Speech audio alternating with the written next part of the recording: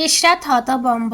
আশ্চর্য তো, চাদর সারাবো না তো কি গরমে মুড়ি দিয়ে দম আটকে মরবো নাকি? ফারহানা দুবদাপ করে পা ফেলে ওয়াশরুমে চলে গেল।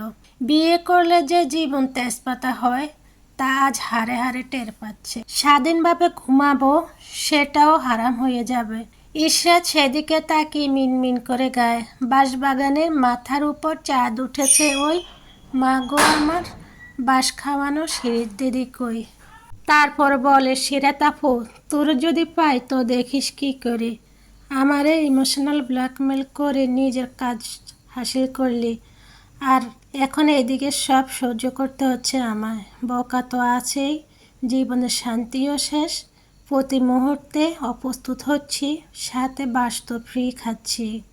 ইশরাত উঠে নিজের রুমে চলে যায়। সকাল 9টা বাজে। কাল থেকে এতক্ষণে মাত্র ফোনটা হাতে নিলেন মারিয়া বেগম। অন করে তার চোখ তো কপালে। রনি 30 বার কল দিয়েছে। পরিস্থিতি খারাপ হওয়ার পর ছেলেকে আর কল দেওয়া হয়নি। আল্লাহ জানে সে এবার রাগে তো বোম হয়ে আছে। মারিয়া বেগম ছেলেকে কল দেয়। ইশরাত সিরাতের একমাত্র ভাই রনি। ফারহান থেকে 2 বছরের বড় সে। সে আপাতত ইউকে আছে।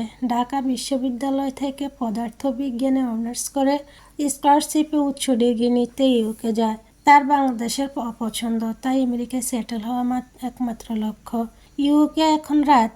রনি কল তুলে কোনো দিকে না তাকিয়ে বলা শুরু করে, হ্যালো মা, আমি তোমাকে কতগুলা কল দিয়েছি, কিন্তু তুমি তো পাত্তাই দিলা না, কলে ধরলা না। বাবাকে, বনুদেরকে এবং 7 ভাইকেও কল দিয়েছি, তারাও তুললেন না।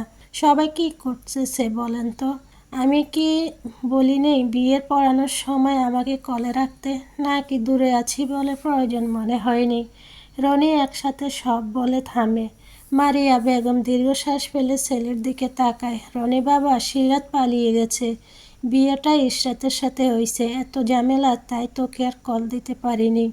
রনি যে কানে দোতারা শুনছে। মা, কি বলতেছো? কে পালিয়েছে? সিরাত। তারপর ছেলেকে কি থেকে কি হয়ে গেছে সবগুলো খুলে বলে। ও মা, সিরাত পালিয়েছে বুঝলাম, তাই বলে যুগ জিজ্ঞাসা ছাড়াই ইস্যুর বিয়ে দিয়ে দেবে? তুমি তো আমাকে ফাঁসিয়ে দিয়েছ। ইস্যুর সাথে আমি আমার বন্ধুর বিয়ে ঠিক করে রেখেছিলাম। মানে বন্ধুর সাথে বিয়ে ঠিক করছো মানে কি? আমার ভার্সিটির এবং বিজনেস ফ্রেন্ড সাজ্জাদ, ওর বাবার কোম্পানির সাথে বিজনেস শুরু করেছিলাম।